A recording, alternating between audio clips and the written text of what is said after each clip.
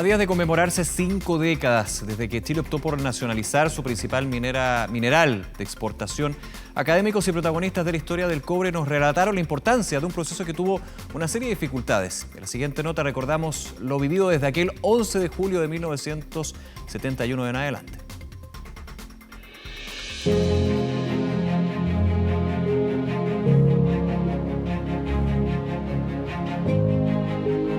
Esta reforma satisface un amplio anhelo del pueblo de Chile, más allá de las fronteras que dividen a veces apasionadamente a los hombres. Una gran conciencia nacional se ha hecho presente para hacer posible que Chile, con esta reforma, empiece a caminar hacia su definitiva independencia económica.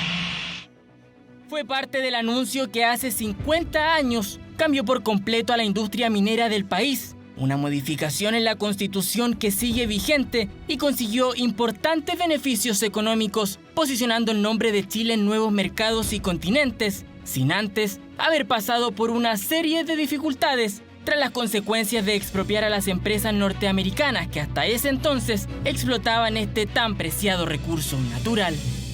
Queda un gran problema. Primero que nada porque las empresas americanas plantean demandas en La Haya. Segundo, se cierran algunos mercados porque los clientes, ¿no es cierto?, eran ellos. Se producen bloqueos, efectivamente.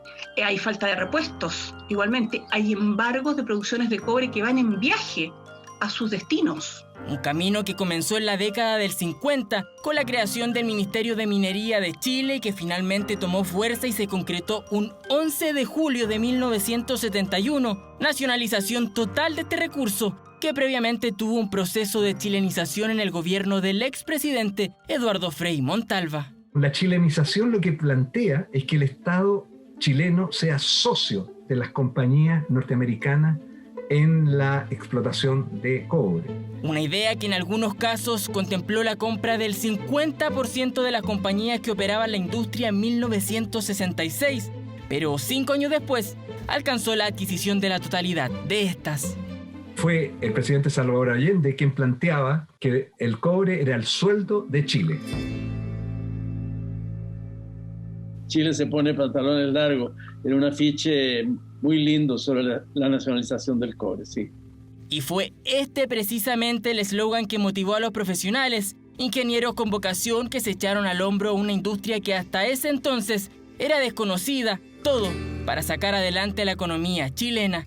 El desafío para la ingeniería chilena, para los profesionales chilenos, fue enorme y lo cumplieron exitosamente. Si no hubiera habido trabajadores chilenos en cada uno de los yacimientos que ya tenían cierta cantidad de experiencia, esto habría sido tremendamente traumático. Y es que tras el bloqueo internacional, se tuvo que buscar una forma para retomar el trabajo en las faenas, para abrir el paso al cobre a nivel mundial y conseguir los frutos que hoy se ven con el principal producto de exportación chileno. Había optimismo en términos de que se podía seguir adelante, pero que no era fácil. Escenario difícil, dicen, que se superó con la colaboración de la Corporación Nacional del Cobre, en medio de las indemnizaciones exigidas por empresas estadounidenses. Hicieron bastante presión de que esto no se podía dejar así. No era una cuestión trivial, principalmente porque los contratos para proveer partes y piezas los manejaban las empresas norteamericanas.